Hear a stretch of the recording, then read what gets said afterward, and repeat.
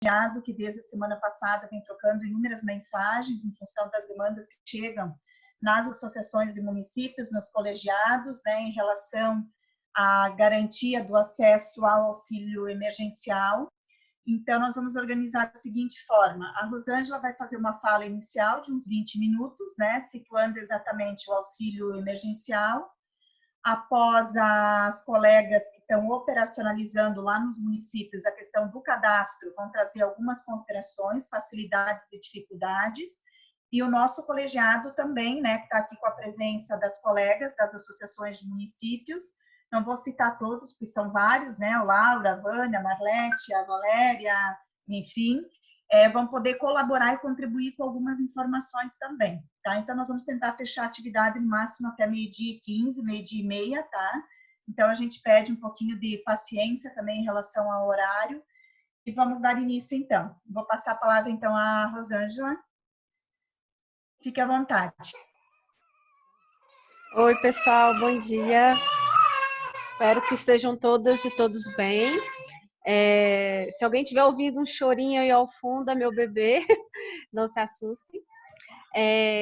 Primeiro, eu gostaria de agradecer, né, a todos vocês, todas vocês, em especial a Janice, pela oportunidade para que a gente possa debater sobre essa questão da renda básica, sobretudo com um olhar voltado para o Sistema Único de Assistência Social, né, pensando o papel da assistência social dentro dessa ação, que com certeza, por mais que as falas sejam no sentido de não sobrecarregar o sistema, etc., os nossos equipamentos, a gente sabe que a demanda chega para nós, né? Então é preciso a gente ter ciência da nossa política, enquanto política de Estado, e dessa ação emergencial do governo, né? E eu gostaria de reforçar o seguinte: eu sei que a gente conversou sobre várias perguntas ao longo da semana, né? Da semana passada, em relação aos 3 grandes públicos que estão aí sendo acolhidos, né, pela renda básica. Claro, foi um processo moroso, numa perspectiva política, né, de ação política. Ainda temos um outro processo em curso, né, que é o PL 873, salvo engano, que tem buscado acrescentar outras categorias, mudar algumas coisas na renda básica, que isso também demanda a nossa atenção enquanto técnicos, né? Então, qual é a nossa principal responsabilidade agora em relação à renda básica? O seu processo, as suas regras, né?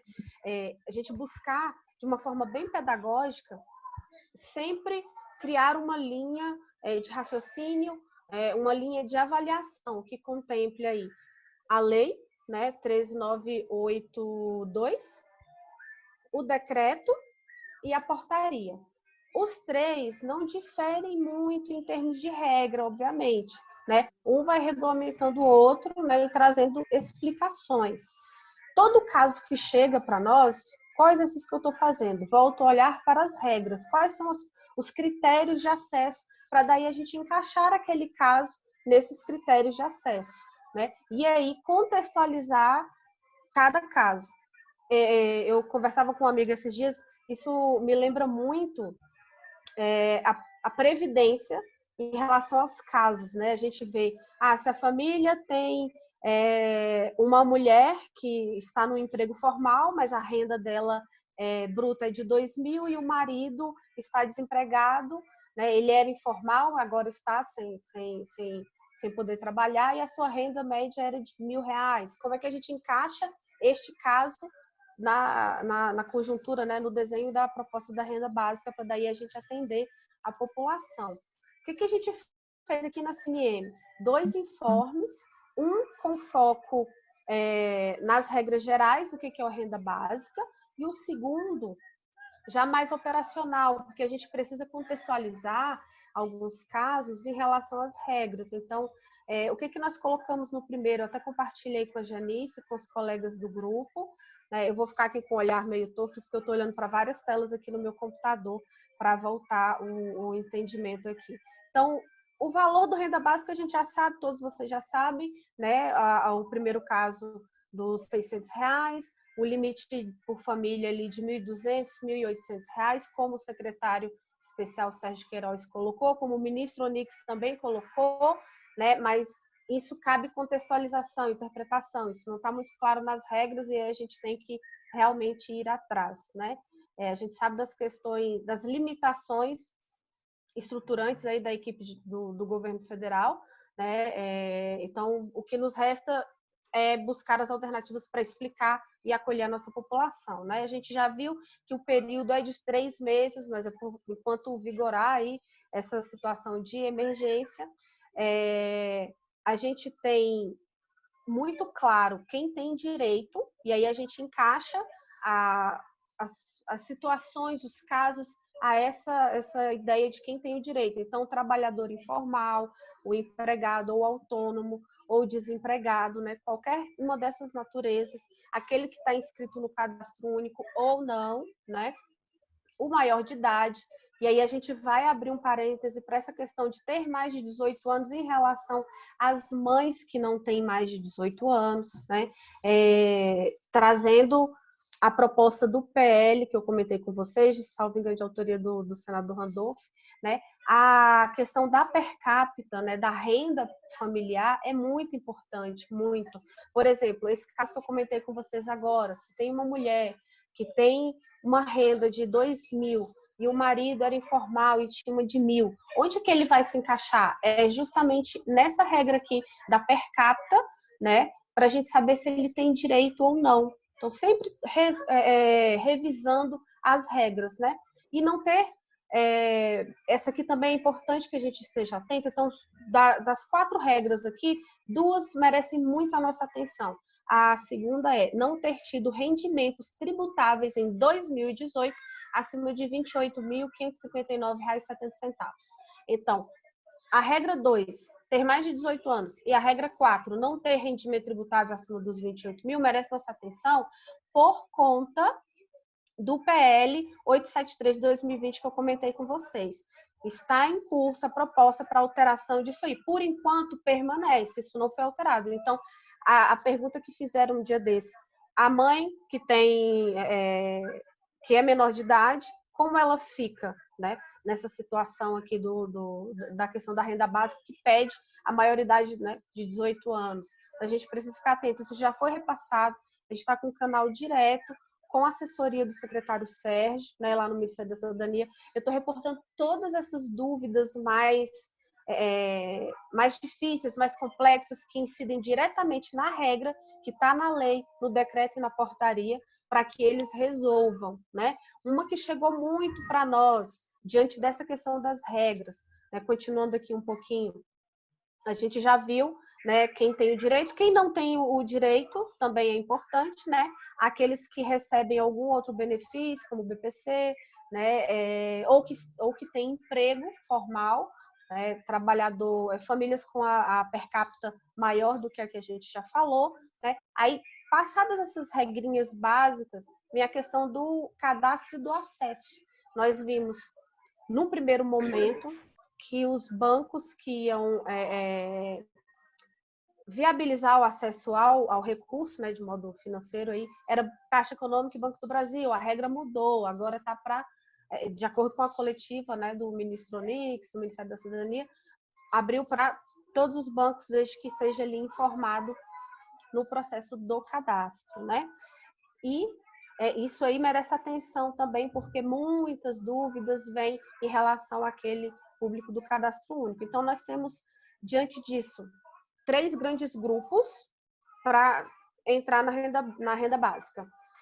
O primeiro, aqueles que estão no cadastro único, né, mas que não recebem Bolsa Família. Ele está no cadastro único.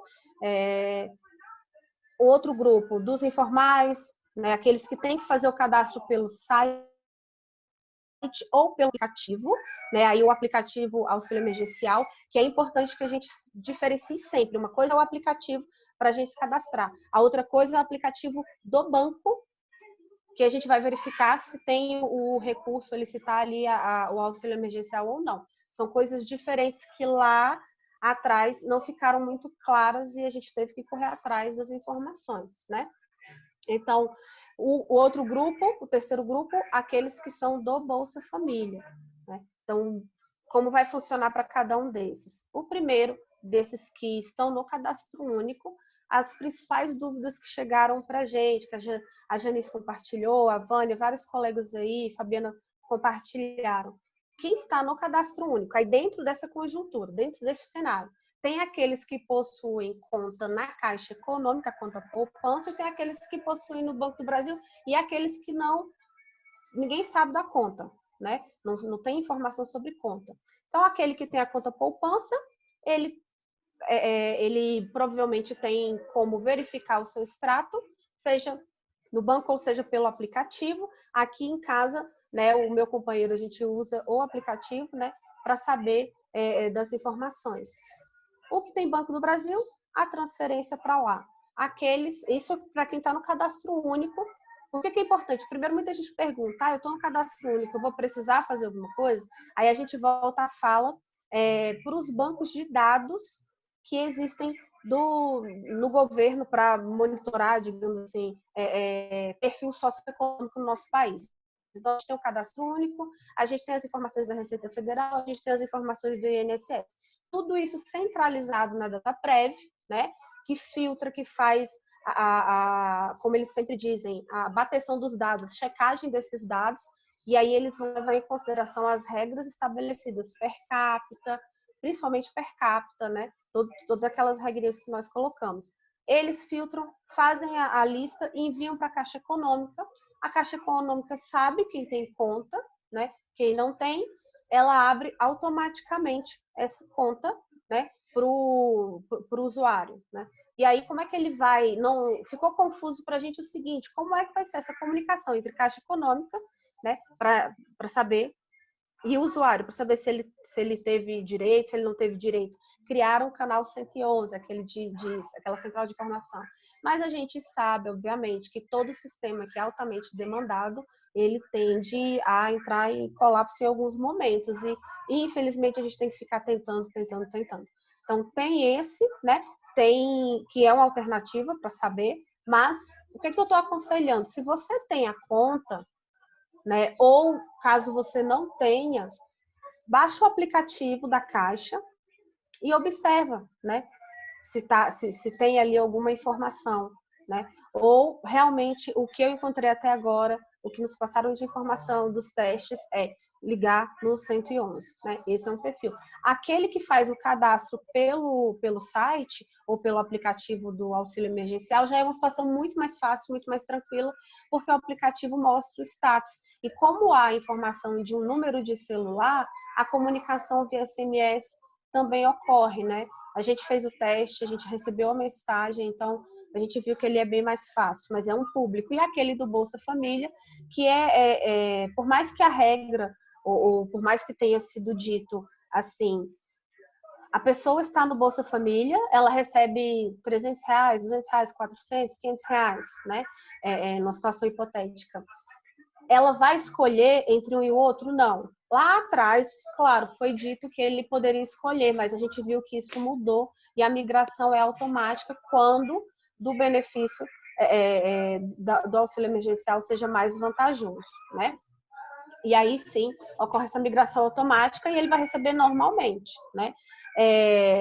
Uma dúvida muito recorrente, que aí é em relação à questão de interpretação, né?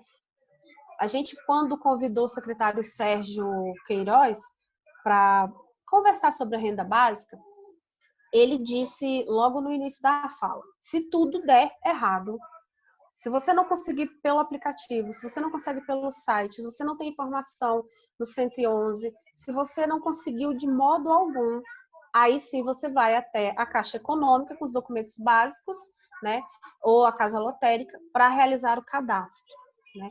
Onde eu encaixei, né, a população em situação de rua foi aí nessa situação. As pessoas que não têm acesso a celular, porque precisa cadastrar um número para receber um código e dar continuidade ao seu cadastro, seja pelo aplicativo ou pelo site. Aí eu não estou falando de cadastro único nem de Bolsa Família, aquele segundo público. A única alternativa que restou foi ir até o banco, ou, no caso, a Caixa Econômica, ou a Casa Lotérica.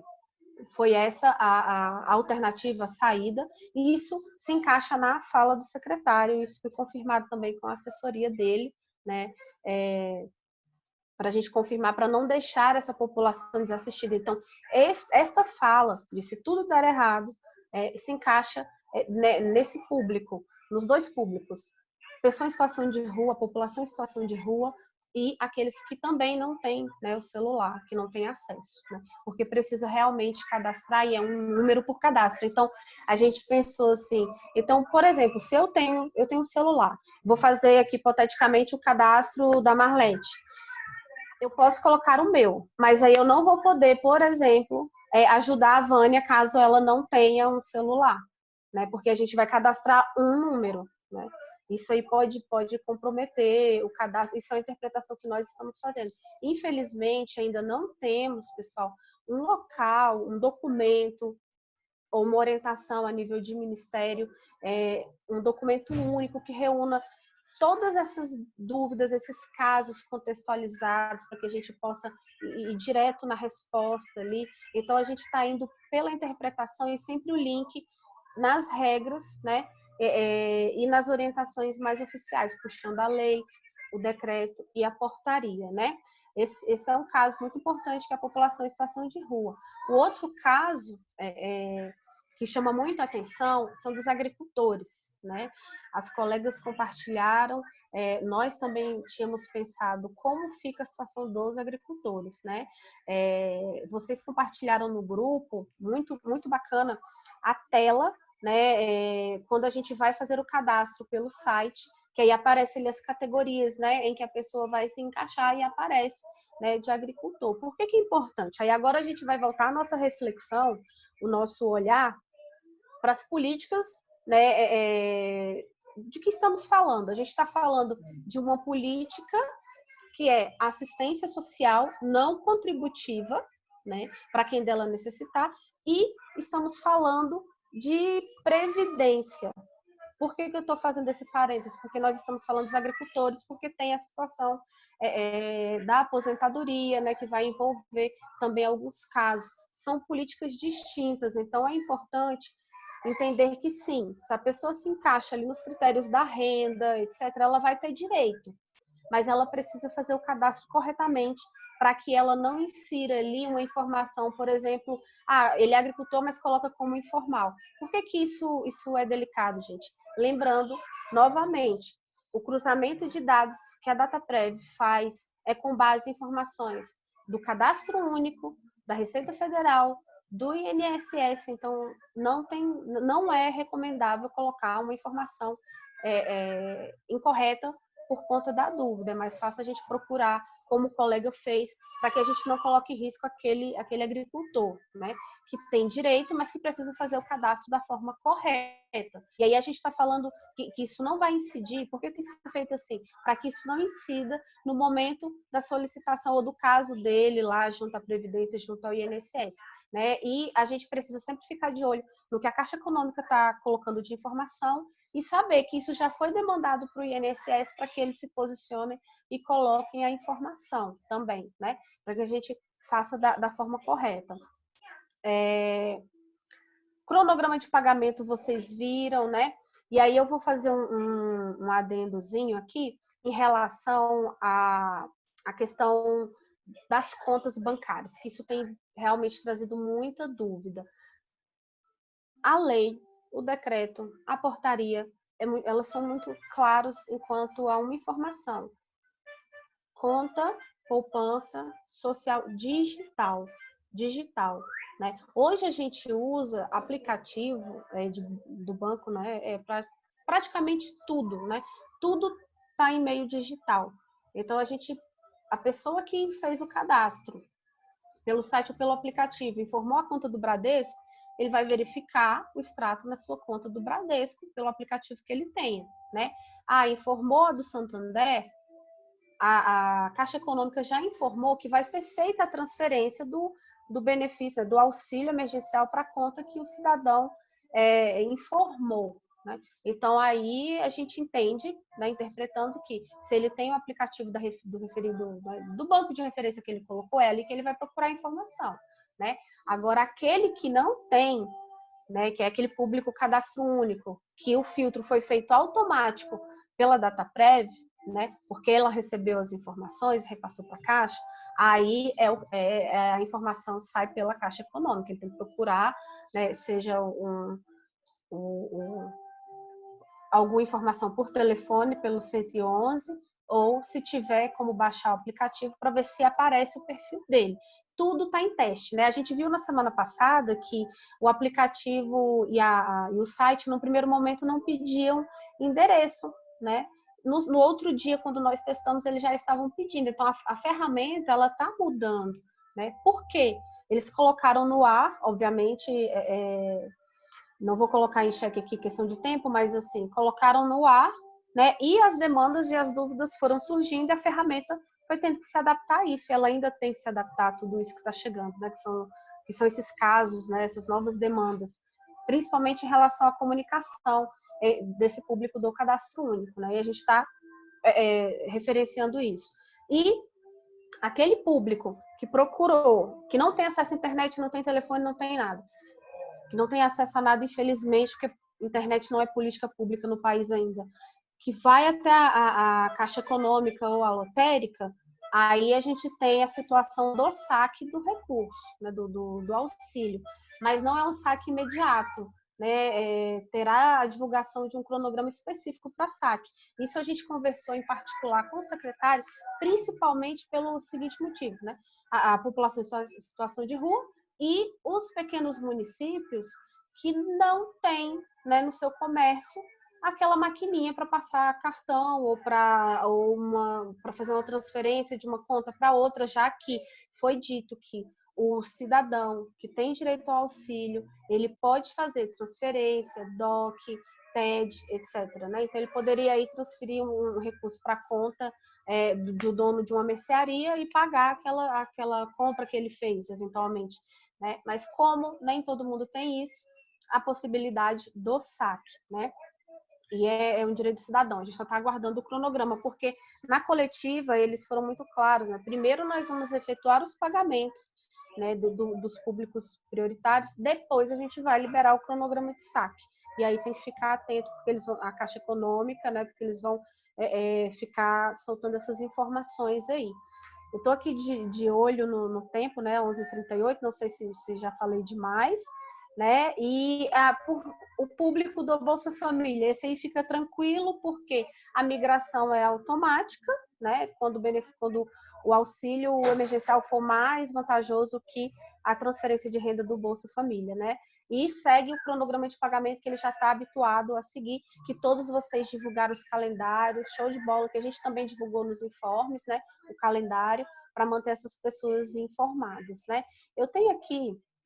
Aí eu não sei, pessoal, eu posso falar de algumas perguntas que chegaram, eu gostaria de ler para vocês aqui algumas perguntinhas que são importantes. Pode falar, estou ouvindo, só estou abrindo outra tela aqui. Não, eu acho que só enquanto tu consegues dar uma lida ali em algumas questões do chat. Teve duas questões, uma ali sobre a questão do CPF, que eu acredito que já foi sanada, que é a questão de procurar a Receita Federal, né, que tem o link para acesso e tudo. Sim. A questão de uma pergunta com menos de 16 anos, na verdade o critério é 18, então, indiferente se a pessoa tem um microempreendedor com menos de 18, tem o critério da faixa etária. E a questão do acesso ao celular, acredito que também já foram respondidas. Então, só em relação a essas três. A questão que aparece bastante, inclusive o Lauro também destacou, é a questão do produtor rural, né? Que tem bloco de notas, mas que tem também aquele critério lá dos 28 mil no ano de 2018, né?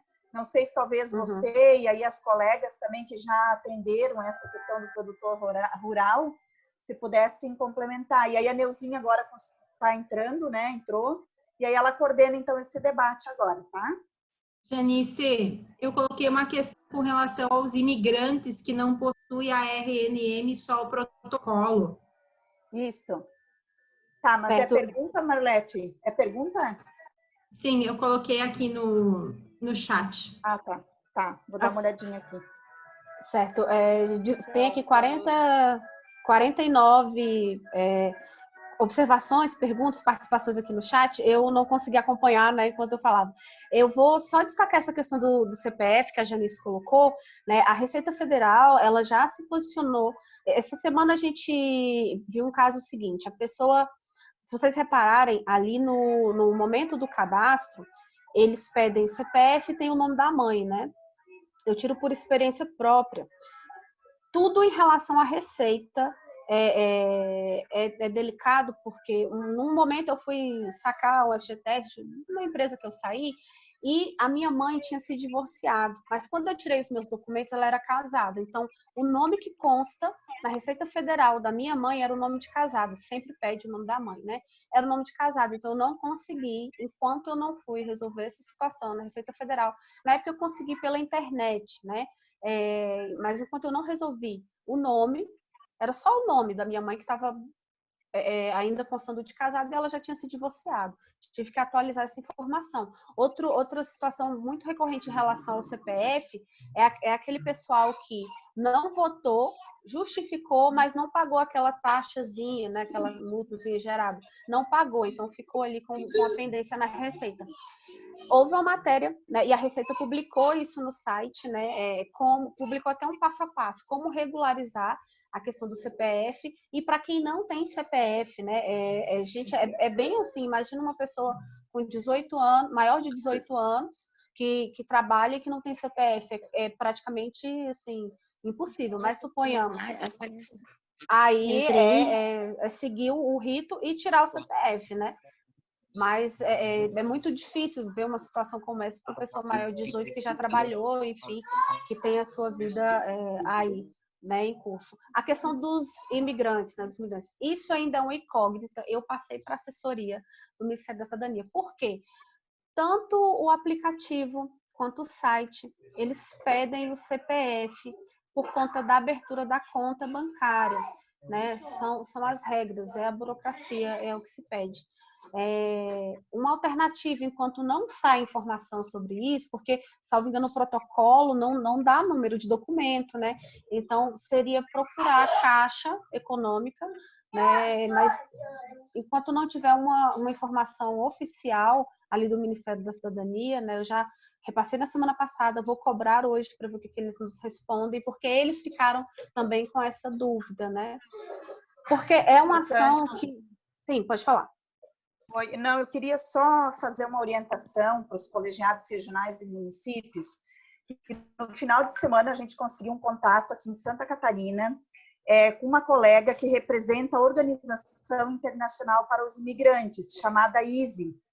E essa colega se colocou totalmente à disposição dos nossos colegiados regionais para sanar qualquer dúvida em relação ao auxílio emergencial. Então, eu peço, e até aqui no grupo os colegas pediram até o contato da Rosângela, né? Eu queria só reforçar que nós temos 21 colegiados regionais de assistência. A gente gostaria que vocês mandassem todas as dúvidas ao colegiado regional. Colegiado regional encaminha, e muitas vezes a gente contribui também enquanto FECAN, e aí a gente viabiliza via CNM. Por quê? Porque uma informação, uma dúvida de um município pode sanar a dúvida de vários municípios, e a gente está tentando que essas informações fiquem também com os assessores, porque hoje o município pergunta, amanhã o mesmo município pergunta a mesma coisa. Então, eu só queria, assim, quanto aos imigrantes, ela tem auxiliado no cadastramento, então eu mandei ontem para todos os colegiados regionais da assistência social o e-mail e o contato da ISE, tá? Como a Rosângela disse que também ainda há dúvidas, né? E a questão das dúvidas que vocês possam, então, direcionar às associações de municípios para a gente organizar melhor esse fluxo. Certo. Tem uma colocação aqui que é em relação às mães com menos de 18 anos, né? Infelizmente, está na lei, no decreto e na portaria essa regra da maioridade.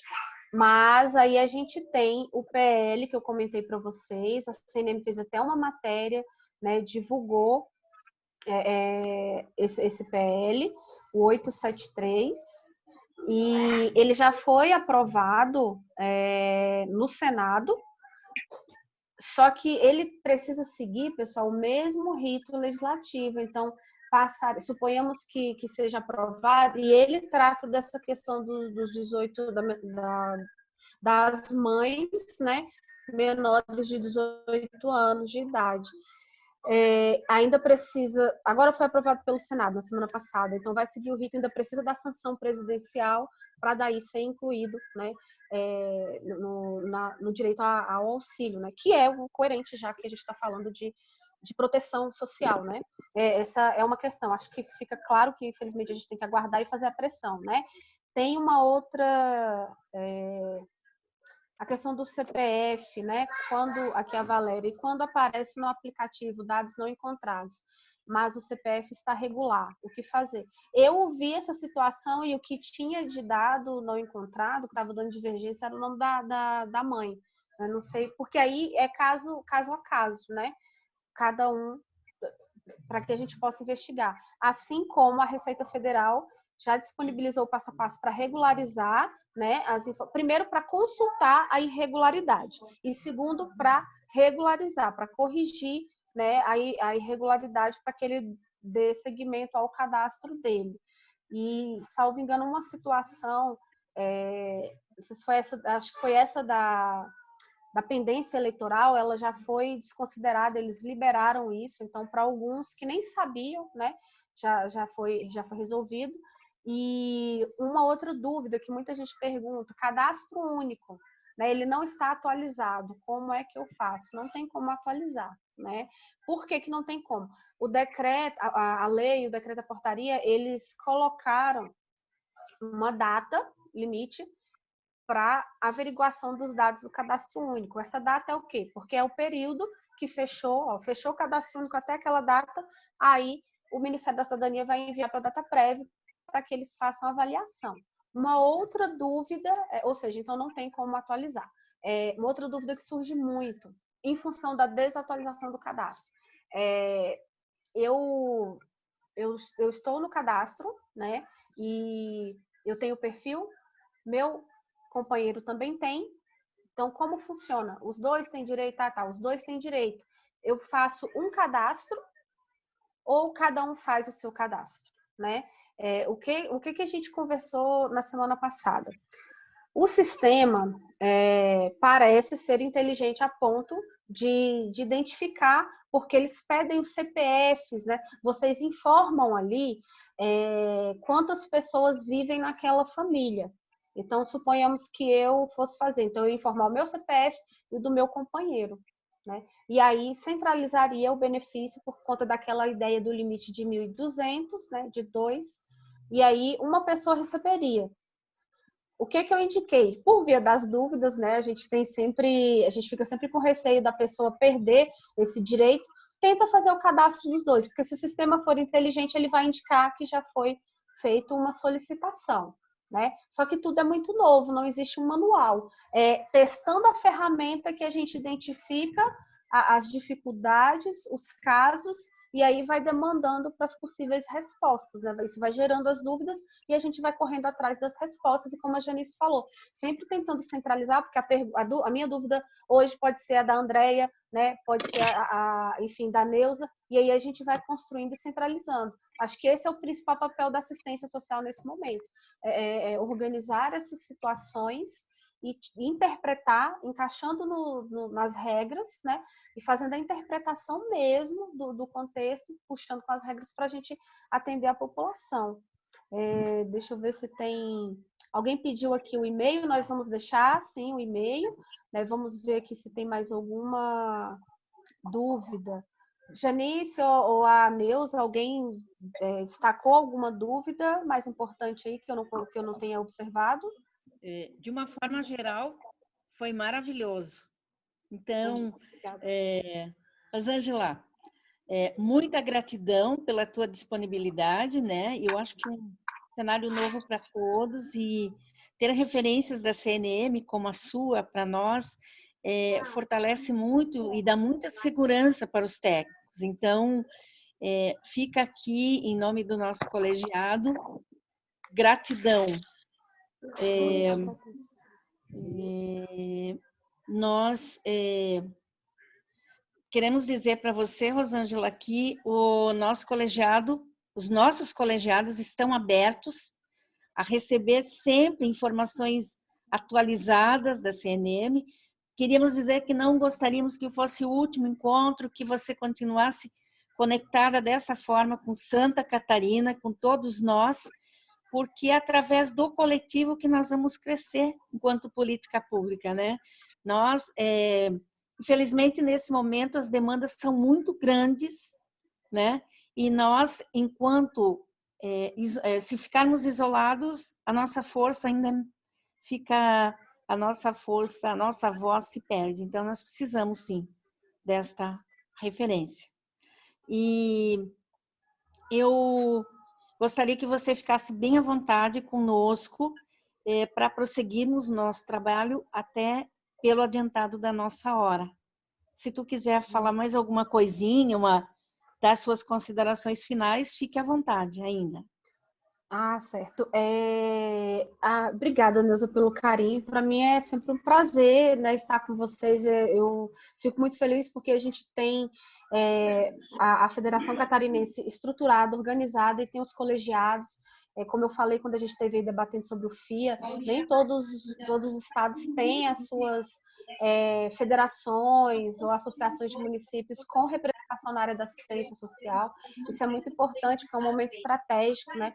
Por mais que o CRAS, o CREAS não tenham, os equipamentos do SUS, né, não tenham sido citados diretamente, né, considerados diretamente por uma questão de sobrecarga, uma questão de informação, que seja, a gente sabe do nosso papel enquanto agente político, né, enquanto trabalhador do SUS, enquanto gestor, enquanto técnico, né, para consolidar esse sistema. A gente sabe da nossa conjuntura, né, de 2016 para cá, principalmente, né, de cortes e sobrecarga de trabalho, corte orçamentário e sobrecarga de trabalho. Então, a gente precisa mostrar que, sim, a assistência social ela está aí para atender as pessoas, né? A gente tem um sistema único consolidado e o nosso papel agora é fortalecer ele, principalmente porque a população, né, que está no cadastro único, a população que é do Bolsa Família, ou os informais, enfim, para quem a nossa política, para quem dela necessitar, e esse público que necessita agora, e a gente precisa cumprir o nosso papel, cobrar mesmo o Ministério, cobrar a Secretaria Nacional de Assistência Social, para que a gente tenha informações, porque o que todo mundo quer é que as pessoas que têm direito acessem esse auxílio, e a gente vai fazer isso, né? A gente sabe que não pode garantir direitos, a gente faz o processo de viabilizar o acesso àquele direito, que é a responsabilidade do Estado garantir o direito, né? Nós estamos como área meio para isso. E eu sei que a gente teve um probleminha de internet e tudo, então acho que a gente pode até falar um pouquinho mais, porque a gente tem muita dúvida aqui, ó, a Daniela colocou, como as pessoas têm cadastro único, mas não têm conta na Caixa, como vão receber? Elas vão ser avisadas? Então, se tem ali no processo de cadastramento, né, digo no cadastro único, algum número de telefone, eu digo isso, gente, porque eu não sou a pessoa que domina o cadastro único, então eu estou falando, se tem ali, esse é o meio de comunicação, só tomar muito cuidado para alertar a população em relação a fraudes, né? E sempre procurar os órgãos oficiais, seja a Caixa Econômica, a Casa Lotérica ou a assistência social que tem as informações, né? E aí a Janice botou um comentário que é muito, muito coerente, né? A gente precisa de uma articulação enquanto gestor, enquanto gestora, da assistência social com a Caixa Econômica Federal, né? E sempre olhar o site, ver o que eles estão publicando, para daí a gente viabilizar a informação para o usuário. Então, é botar na rádio, no carro de som, nos cartazes, né? Fazer a informação chegar até as pessoas, mas de forma bem pedagógica, né? Porque essa linguagem de aplicativo, conta, site, nem sempre é acessível para a nossa população. A gente está falando de internet não é política pública, né? Ainda é privilégio no nosso país, então a gente tem que desmistificar e levar da forma mais tranquila para a pessoa entender, né? O que eu entendi disso é o seguinte, quem está no cadastro único, não tem conta na Caixa, a Dataprev faz o filtro, vê que ela é elegível, envia para a Caixa abre a conta poupança, e aí a pessoa vai tentar baixar se for pelo aplicativo Caixa tem, se conseguir por aí, se não, é o 111 ou a própria Caixa Econômica, né? Só que a gente tem que ter ciência do seguinte, eles não têm todas as informações. Se nós não temos, eles infelizmente também não têm, ainda não têm todas as informações com essas dúvidas pormenorizadas como nós estamos vivenciando agora. Então, o que cabe a nós? Pegar essas que realmente não conseguimos interpretar, encaixar nas regras e levar para os órgãos oficiais, né? E aí, como a Neuza colocou, é fortalecer os colegiados, então que o colegiado demande para a Secretaria Nacional, para o Ministério da Cidadania, porque não é essa ação do auxílio emergencial, ele não está centralizado em uma secretaria, como a gente viu, por exemplo, o Bolsa Família, a gente sabe que tem a Senarc. Se a gente está falando de um auxílio emergencial, então vamos direcionar para que eles respondam, né? Para que os órgãos oficiais se posicionem. Então, eu imagino que uma forma de comunicação é essa, a mensagem, se tiver um celular cadastrado, ou o aplicativo do banco para informar. Dos agricultores, eu não sei se de repente alguma colega quer compartilhar a experiência, eu espero que tenha ficado claro ali, porque a gente tem o problema dos 28 mil, lá, a renda, né, de 28 mil reais, que está como regra, né, no ano de 2018, só que a gente vai ter que acompanhar o PL para ver se a gente consegue superar, porque uma coisa é você ter tido uma renda em 2018, né, há 2 anos atrás, de 28 mil reais ano, outra é você estar em 2020 sem emprego e sem renda, né? Então, claro, a gente entende como algo, né, que nem deveria ser uma regra, porque isso exclui boa parte da população. A regra que deveria imperar é a per capita, e aí eles teriam condições de averiguar da mesma forma, né, se a pessoa, por que ele teria condições? Porque as informações vêm da Receita, né, da Receita Federal, e ela tem isso, né? E dá para fazer esse cruzamento perfeitamente, né? Essas informações. Se alguém quiser compartilhar algum caso em relação aos agricultores, né, para ficar bem claro que essa população tem direito, só é necessário seguir o cadastramento com o nome correto e, infelizmente, se cair naquela regra dos 28 mil, está fora por enquanto. A gente está monitorando, a nossa assessoria parlamentar aqui da Confederação está monitorando, a área de comunicação também está, então assim que sair a gente vai divulgar. E quais os meios que a gente utiliza para divulgar? E eu aproveito já para deixar o e-mail, né? A gente viu um mailing, por os e-mails que nós temos cadastrados, a gente viu um SMS para o nosso banco de dados, aí vai para o prefeito, vai para aqueles secretários que a gente tem registrado aqui, a gente coloca nas listas de transmissão, a gente manda para as entidades estaduais para que divulguem, são os meios que nós temos. Então, o meu e-mail para receber tudo isso é a.social@cnm.org.br, tanto para que eu coloque vocês no mail, quanto para que coloque na lista de transmissão, né? Do mail a gente está com um pouquinho de dificuldade, porque a nossa base está lá com a comunicação, mas eu vou enviando os e-mails, inclui esse aqui, né? Mas estou usando muito o telefone, né, o WhatsApp, porque a gente sabe que a informação chega muito mais rápido, né? É ali instantânea na hora, então a gente está seguindo assim. Então, quem quiser, eu vou colocar aqui também, a Janice tem, ela pode compartilhar com vocês, né? E é assim que a gente faz a informação chegar até vocês, né? Tem alguma colocação que vocês queiram fazer? Alguma pergunta que não ficou muito clara? A resposta, a interpretação? Eu só quero fazer uma contribuição e problematizar a questão do agricultor. Eu estava lendo um material que fala que no Brasil 60% dos agricultores são informais.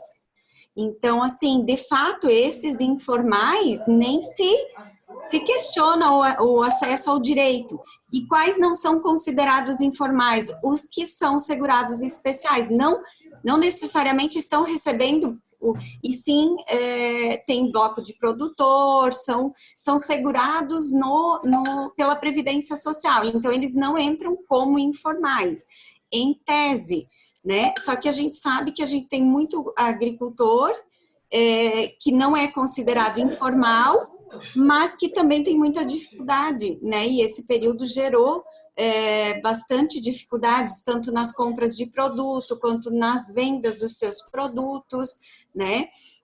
No deslocamento, no acesso à cidade, várias coisas aconteceram com os agricultores de modo geral, né? Então, o que a gente vem entendendo é que os informais, sim, com certeza, vai lá, entra, informal é quem? Os poceiros, né? Os que trabalham são empregados, mas não são de carteira assinada na agricultura, que auxiliam, né? Então, essas pessoas automaticamente preenchem o cadastro, coloca como informal e tá ok. Os demais, Rosângela, a gente vem vendo uma dificuldade porque eles têm um vínculo com a Previdência Social. É essa resposta que a gente precisa.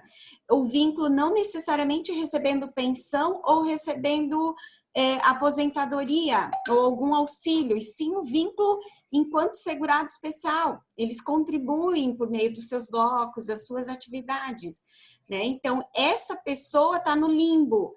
A gente vem orientando se tem renda e tal, que faça, mas quando ela acessa o cadastro, a primeira página, você tem que concordar, eu aceito.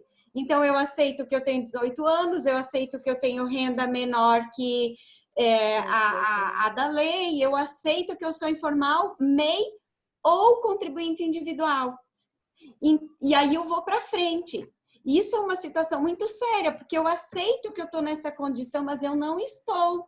Uma vez que eu sou um segurado especial pela legislação brasileira. Então, gente, esses 60%, isso eu andei lendo alguns pré-julgados, esses 60%, ele já está até conseguindo direitos na Previdência Social, né, por entendimento que eles são, sim, da agricultura e tal. Então, esses 60% informais, ok, para nós está ok, é legítimo. Os que são segurados especiais pela legislação brasileira, esses a gente tem dúvida. E a gente precisa muito da intervenção de vocês, da CNM, no Ministério da Agricultura, porque assim, nós temos aqui no estado agricultores muito vulneráveis, mas nós temos agricultores muito fortes. Então, a palavra ser agricultor não é o decisivo para acessar, né?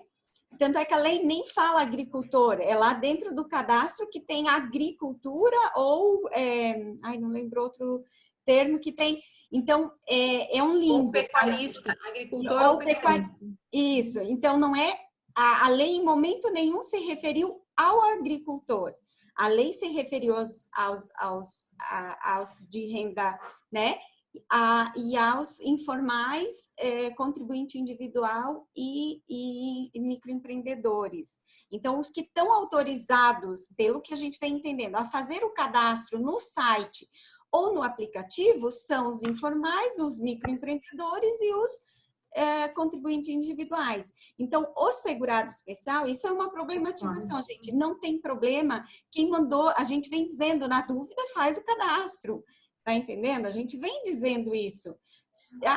E muita pergunta assim, vai dar problema com a Previdência Social? A Rosângela já respondeu, dizendo que são coisas distintas, embora nelas no cruzamento vão aparecer, né? Então, eu acho que me parece até mais uma luta nossa de inclusão do agricultor vulnerável, tá? Tá me parecendo isso, porque até então não tivemos resposta de que algum agricultor efetivamente está recebendo desses incluídos. Então, acho que poderia ser uma luta nossa. Uma outra coisa que eu vejo como luta é a questão do cadastro único desatualizado, né? Tem famílias, sim, eu até entendo que eles colocaram a data corte de 20 de março, mas assim, para não mudar os fatos em virtude do acesso, né? Mas realmente tem famílias que separaram, né, que teve óbitos, que mudou a sua configuração familiar e também que mudou a sua renda. Então, essas famílias a gente não está conseguindo trabalhar em sistema nenhum.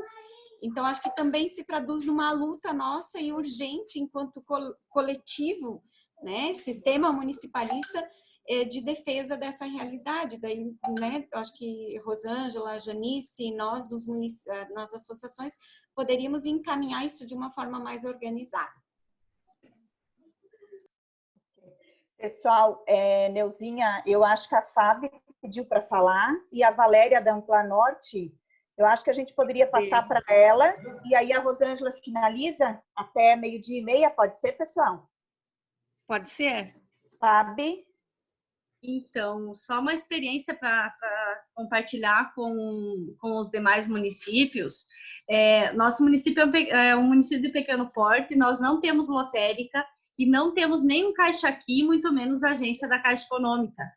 E a maior dificuldade que a gente está tendo é saber se esse pagamento para as famílias do cadastro único já estão liberados ou não.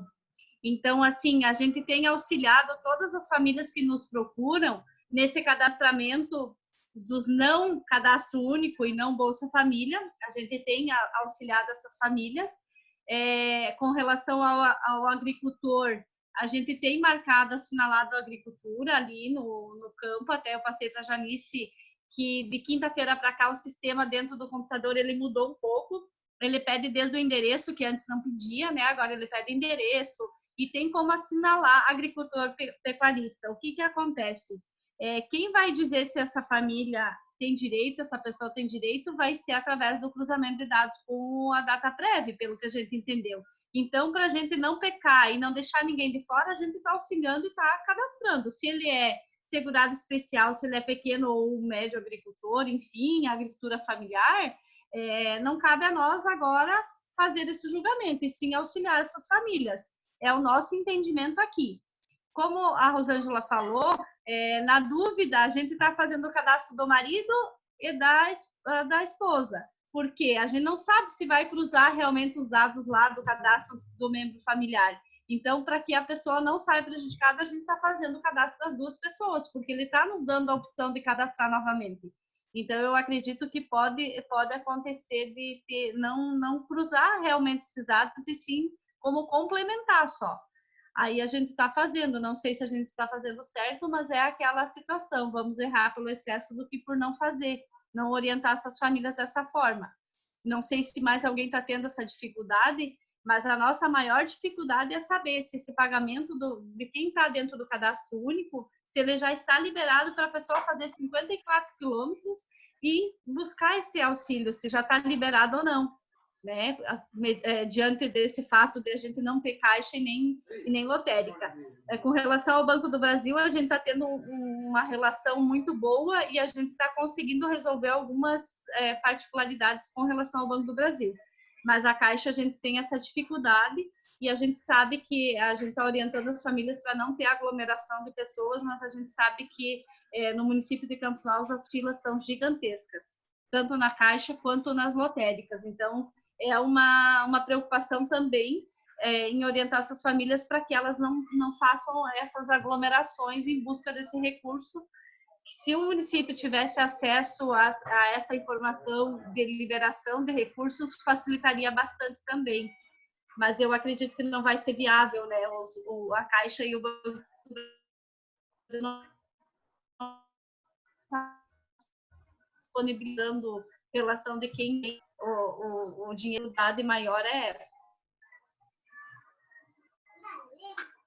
Não se contribui ao auxílio no cadastramento que a gente está fazendo.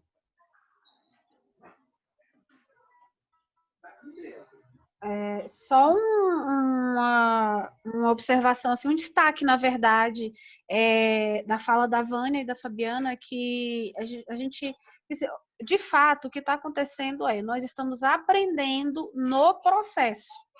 Não seria o correto, né? O correto é, assim, que tivesse todas as informações, o estudo desses casos antes de ter a ferramenta lançada, mas a urgência da situação não possibilitou isso, né? Infelizmente, ninguém estava preparado para uma pandemia e a gente está tendo que se adaptar no processo em curso. Eu fico puxando os dados, né, as informações de cada caso. A regra, se a pessoa é contribuinte individual, né, o trabalhador rural, ele também é contribuinte individual, né?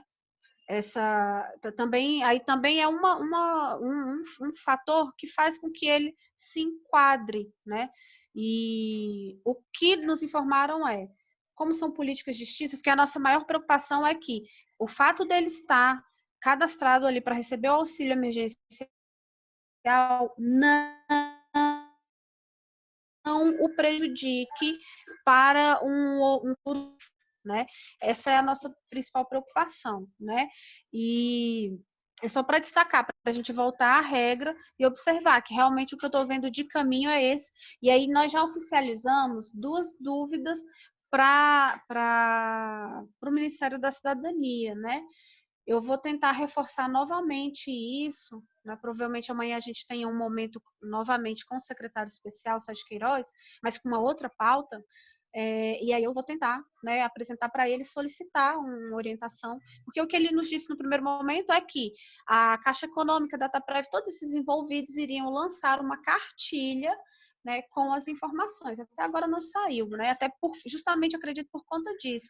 Não é uma questão, fora, assim, longe de mim, polêmicas em relação ao governo, mas são pessoas, são seres humanos que estão lá do outro lado tentando responder as mesmas coisas que nós aqui, né?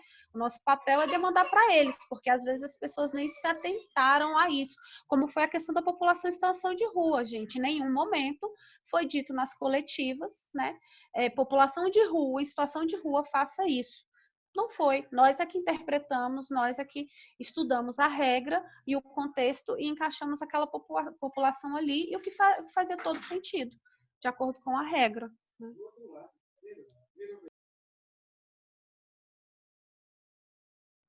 Então, pessoal, prosseguimos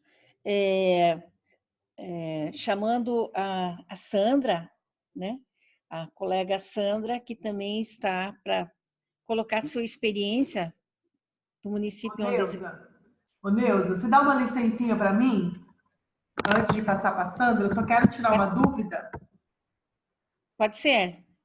Tá, obrigada. Oi, Rosângela, Valéria aqui da Ampla Norte, tudo bem? Rosângela, me desculpa, é que eu tive problema de entrar no link antes, por conta dessa alteração de link, eu não consegui pegar toda a sua fala, tá? Então, talvez eu vou estar me repetindo, mas se você puder tirar essa dúvida que muitos municípios estão recorrendo aqui na minha região. Com relação ao público que não tem celular, sabe, né? Por conta desse código que acaba aparecendo, eles não estão conseguindo refazer no mesmo celular outro cadastro. Eu não sei o que foi orientado. Aqui eu pedi para que eles fizessem ou por e-mail, né, ou no sistema. Você entra no sistema da Caixa e tenta cadastrar. Mas ali também eles pedem um número de celular que seja cadastrado, de qualquer forma, né? Essa é uma dúvida minha. O que vocês estão orientando para essas famílias que não têm acesso ao celular? O que a gente faz? Outra dúvida. Na questão que você respondeu, até que foi eu que coloquei ali no chat, é assim, ó, o usuário ele está com o CPF dele regular, não tem irregularidade. Mas quando ele vai fazer o cadastro no sistema do auxílio emergencial, no aplicativo, ele diz que o CPF está irregular. Ele vai, consulta o CPF dele, organiza tudo no sistema, na Receita Federal, mas não tem irregularidade na Receita Federal o CPF dele. E no cadastro, né, quando vai cadastrar, diz que tem. Volta no sistema da Receita Federal, revê todos os dados e o CPF está regular. Está dando essa inconsistência em alguns municípios aqui. Já deu também esse problema, tá? E daí eu vi que você também tratou a questão de menores de 16 anos ali, mas com relação a mães, né? Ali, no caso, a pessoa, ela é emancipada, não é nem mulher provedora de família, é uma pessoa que está emancipada. Vai ter alteração na legislação ou nas informações com relação para essas pessoas também que foram emancipadas? Então, essas 3 perguntinhas. Certo. Obrigada, Valéria. Em relação à questão do celular, né? Aqui que infelizmente não tem acesso a nada. De acordo com a fala, eu estou seguindo bem o que saiu de forma oficial, né? O secretário Sérgio Queiroz, ele foi bem claro, se tudo der errado, se você não tem acesso à internet, celular, nada, aí a única alternativa é fazer o cadastro na Caixa Econômica ou na Casa Lotérica. Mas, óbvio, a gente vai enfrentar o problema, né, como a Fabiana colocou, de lugares que não tem, municípios que não tem. Então, ele teria que se deslocar a um que tenha. Infelizmente, a ferramenta ainda não está completamente a favor dessas, né, de resolver as desigualdades sociais que estão aparecendo aí caso a caso. Aí eu retorno. O que a gente deve fazer é demandar, né, para o Ministério da Cidadania para que apresente a solução, mas a princípio, para um município que tem Caixa Econômica, né, ou lotérica, o cadastro seria feito ali para aqueles que não têm celular, porque pede, né, gera um código que chega pelo celular e aí ele insere para dar continuidade ao cadastro dele, né. Em relação às pessoas, esse caso que você colocou do dado irregular, nós também não somos conhecedores, né, a fundo do sistema da Receita Federal, né? Tudo que envolve a Receita é muito delicado. O que eu observei em um cadastro foi quando a pessoa informou as pessoas que moravam com ela na casa, colocou uma data de nascimento errada, né? Mas aí me parece que ainda é a questão do CPF, se não seria... Agora, se não aparece nenhuma inconsistência no site da Receita, mas quando ele vem para o cadastro, aparece inconsistência. Eu entendi que você falou que essa inconsistência é em relação ao CPF, né? Se for, aí realmente é com a Receita para resolver, né? Eu não sei se não tem irregularidade na Receita, esse que é o problema. Mas a Receita... Tá tudo certo com o CPF da pessoa na Receita Federal. Daí, quando você vai no aplicativo, o aplicativo tem inconsistência e diz que tem irregularidade, entendeu? Mas ele não aponta a irregularidade, né? Ele não fala se é o CPF. Porque, de repente, pode ser algum dado que foi incluído ali no cadastro, algum dado errado, não? De número de dependentes, digo de dependentes, assim, pessoas que vivem com você, porque o sistema pergunta, né? Quantas pessoas estão na sua família aí? Ó, quer ver aqui, ó, assim, ó. Aparece no aplicativo dados não encontrados, mas o CPF está regular na Receita. Me permite fazer uma colocação com relação ao CPF? Certo, Laura. Sim, Lauro.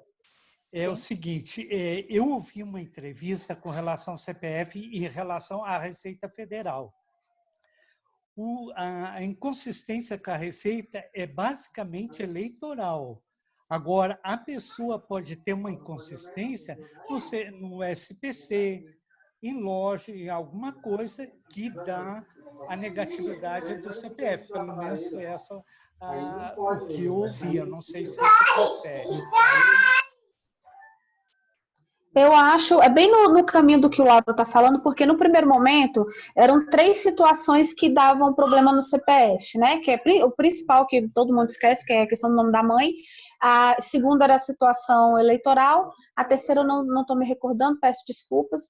E só que essa da situação com eleitoral, né, a pendência com justiça eleitoral, ela havia sido, digamos assim, regularizada para todos. Foi o que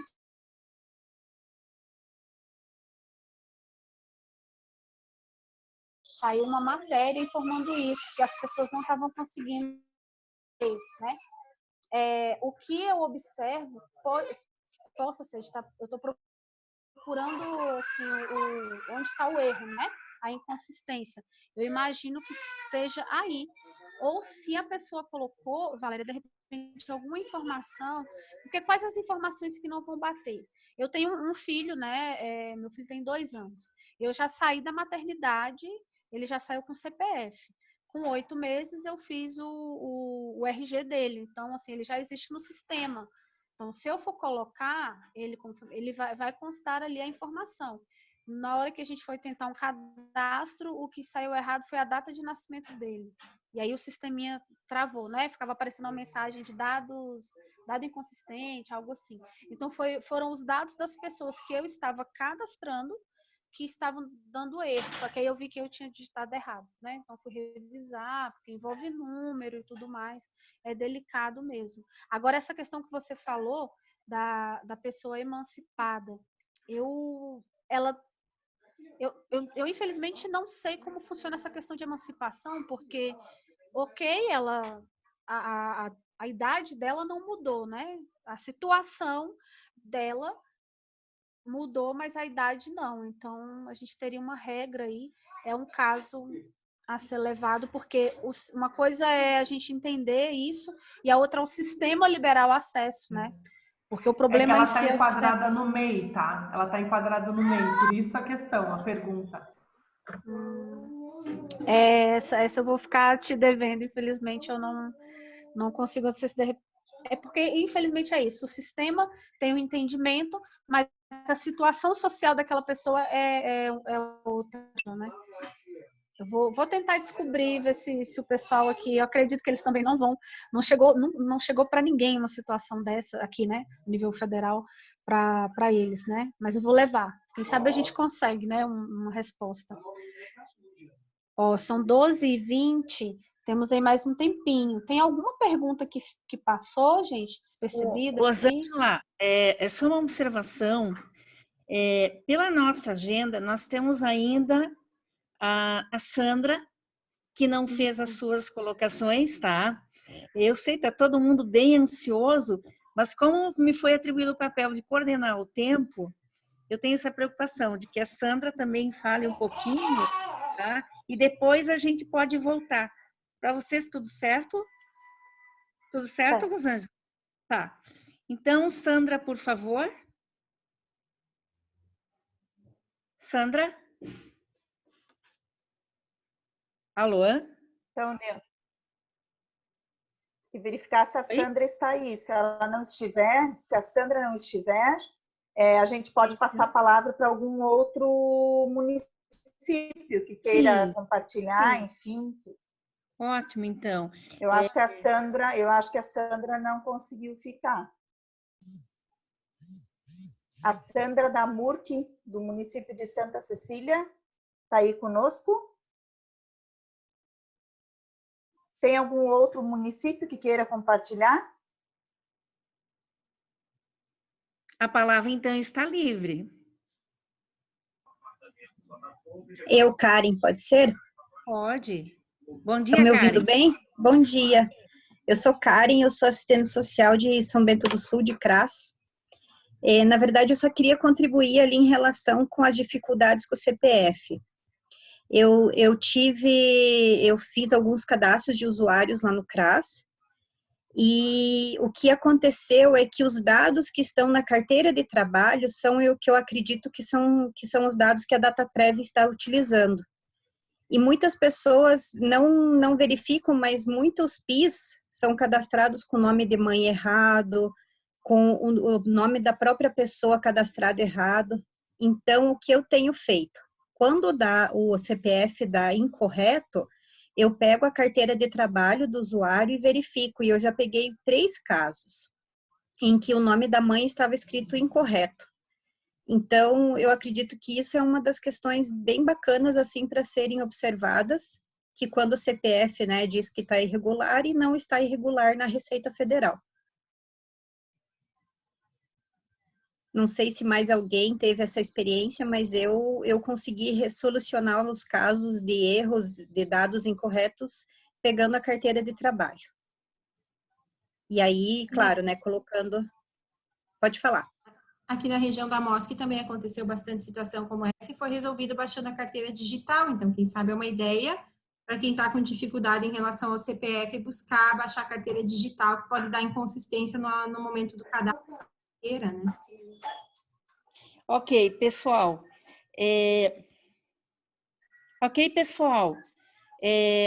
Podemos finalizar?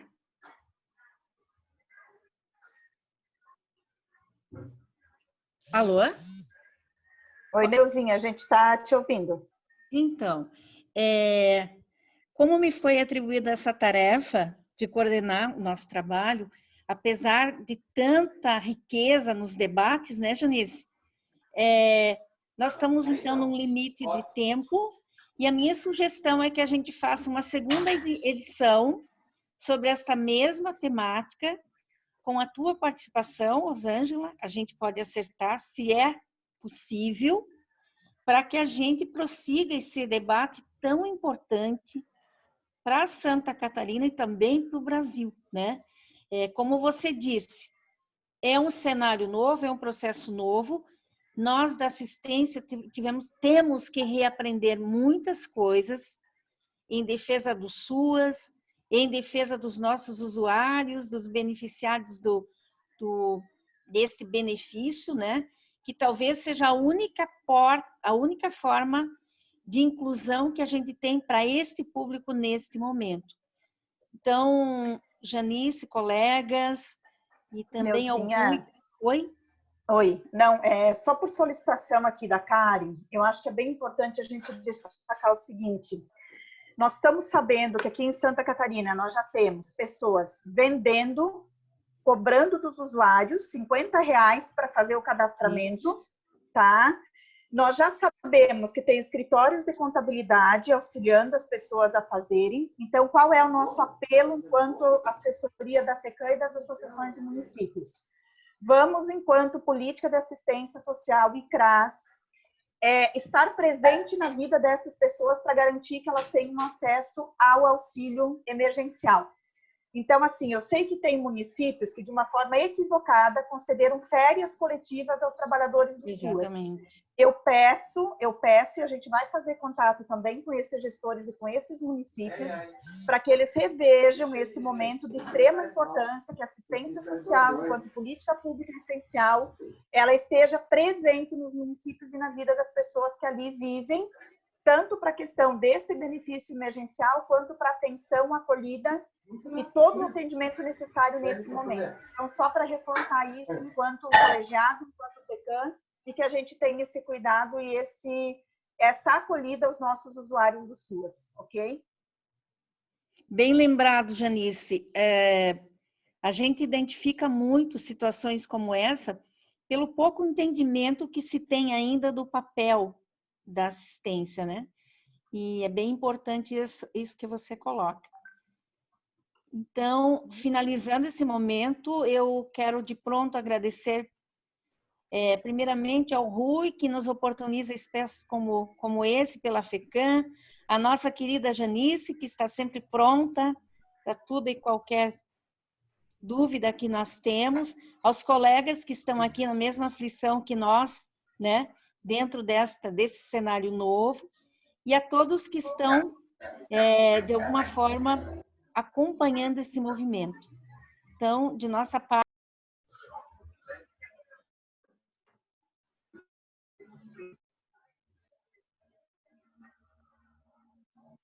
Oi, acho que travou. A Neuzinha fechou o microfone. Neuzinha? Travou. Não, tu fechou o microfone. Abre. Isso. Oi? Oi? Não, só pode finalizar. Então, Janice, um forte abraço a todos e um especial agradecimento também ao nosso amigo Rui, que a gente está acompanhando todo o movimento da FECAM e sabe que ele está presente em todas as políticas, né?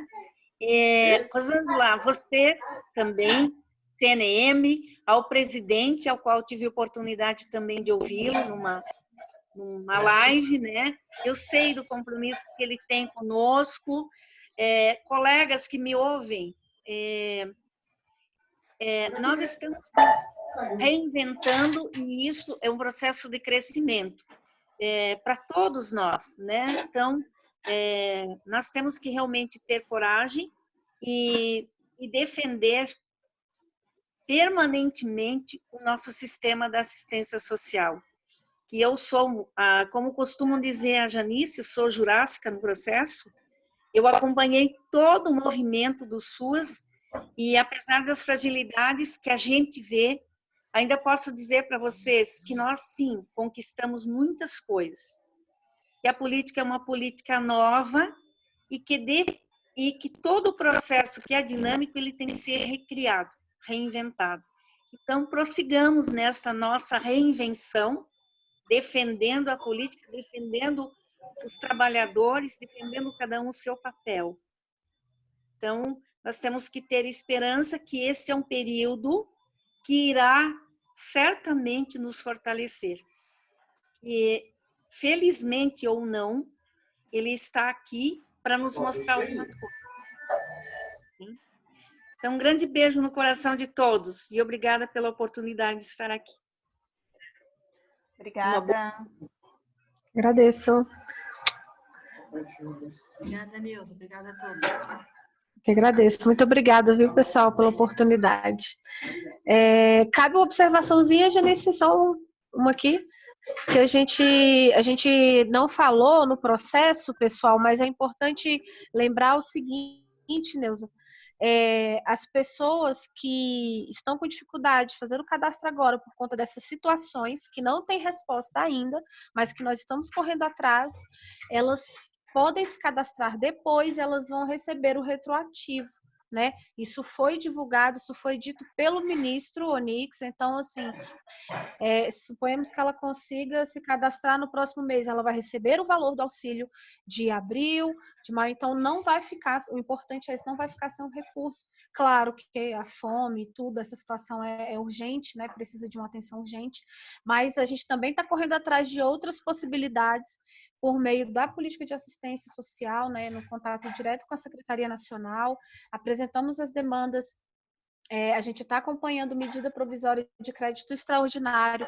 para fortalecer os serviços do SUS, a gente já conseguiu os 2 bilhões, a aprovação do PLN número 2, que é o crédito, tá? Que esses 2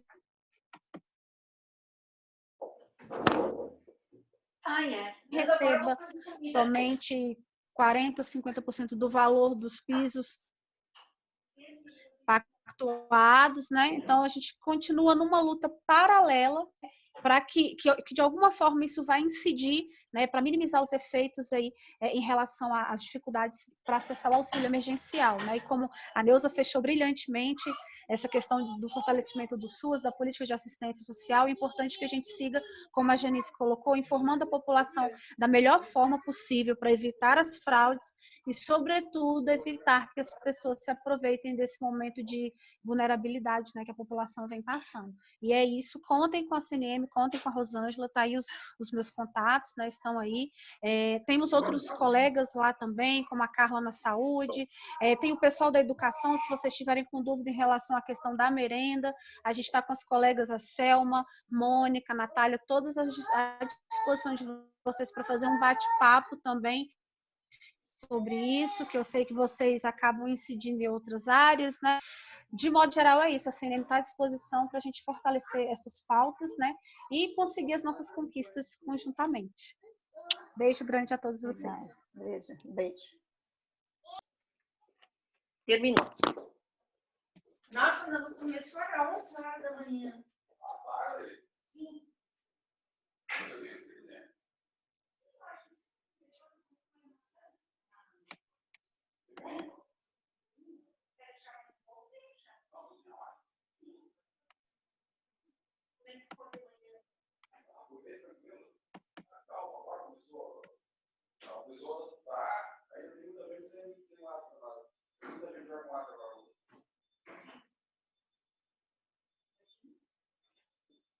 Eu botei